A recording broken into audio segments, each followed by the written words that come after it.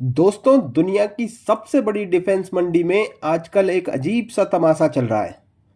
अक्सर कहा जाता है कि दोस्ती और धंधा अलग अलग चीज़ें हैं, लेकिन जब बात फ्रांस और उनके रफेल जेट्स की आती है तो ऐसा लगता है कि फ्रांस दोस्ती का चोला ओढ़कर ब्लैक मेलिंग का धंधा कर रहा है। आज के इस साजिशी मोर्चे में हम उस पर्दे को हटाएंगे जो दिखाता है कि जियोपॉलिटिक्स की शतरंज पर जो दिखता है वो अक्सर होता नहीं। अब देखिए ना, हमने मैक्रोन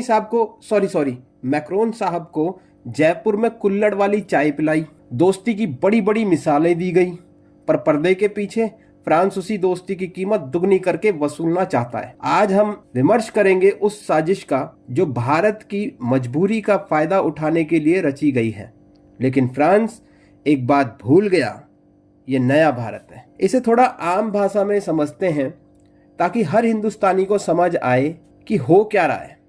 मान लीजिए आपके मोहल्ले में एक ही बड़ी दुकान है जो प्रीमियम दूध बेचती है। आप उसके पास गए, उसने कीमत रातों रात दुगनी कर दी। आपने कहा चलो भाई, बच्चों के लिए चाहिए दे दो। फिर उसने एक नई शर्त रखी, दूध तो दूंगा पर बर्तन मेरा होगा, मलाई मैं निकालूंगा, और हाँ, आप इसे गर्म कितना करेंगे ये भी मैं ही तय करूंगा। आपको गुस्सा आएगा ना? फ्रांस का भारत के साथ यही नखरा है। पैसा हमारा, जेट हमारा, पर मर्जी उनकी। भाई, इतना नखरा तो हमारे देश में नए नए दामाद भी नहीं दिखाते जितना पेरिस दिखा रहा है। अब आते हैं हमारे असली विमर्श पर। भारत को अपनी वायुसेना के लिए 114 फाइटर जेट्स की सख्त जरूरत है। इसे MRFA डील कहा जाता है। फ्रांस ने यहाँ मौका देखा और एक राफेल की कीमत लगभग $310 मिलियन लगा दी। जनाब, इतने में तो अमेरिका अपने सबसे एडवांस स्टेल्थ फाइटर F-35 2 बार बेच दे।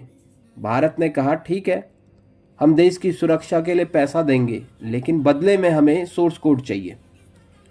अब जो लोग नहीं जानते उन्हें बता दूं कि सोर्स कोड जेट का दिमाग होता है। अगर हमारे पास सोर्स कोड नहीं है तो हम उस जेट में अपनी बनाई हुई अस्त्र मिसाइल या कोई भी स्वदेशी वेपन सिस्टम इंटीग्रेट कर ही नहीं सकते। हम हर छोटी चीज के लिए फ्रांस की मोहताज रहेंगे। फ्रांस ने साफ कह दिया, नहीं देंगे, सोर्स कोड नहीं देंगे।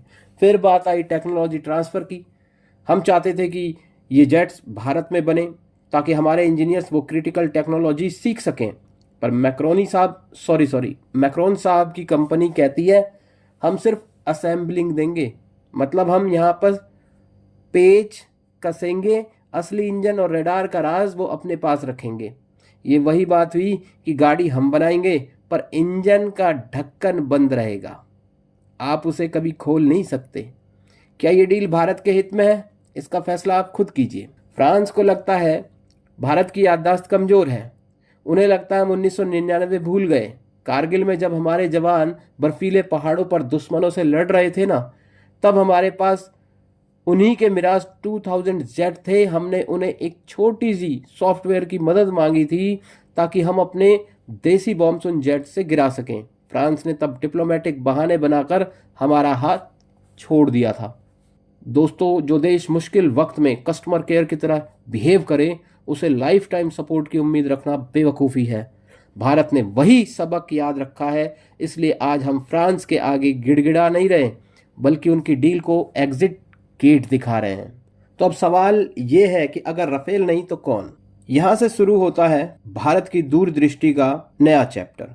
इंडोनेशिया ने पहले ही फ्रांस को लात मार दी है, क्योंकि वो समझ गया है कि ये लोग सिर्फ जेब काट रहे हैं। अब भारत के डिफेंस कॉरिडोर में एक ही नाम गूंज रहा है, Su-57 रसिया का ये स्टेल्थ फाइटर जेट राफेल से कई गुना ज्यादा ताकतवर है। लोग कहेंगे भाई रशिया पर तो सैंक्शन है, लेकिन याद रखिए रशिया हमारा वो पुराना दोस्त है जो ट्यूबवेल के उस पानी जैसा है जो हर मौसम में मिलता है, जबकि फ्रांस वो मिनरल वाटर है जो सिर्फ पैसे और नखरे के साथ आता है।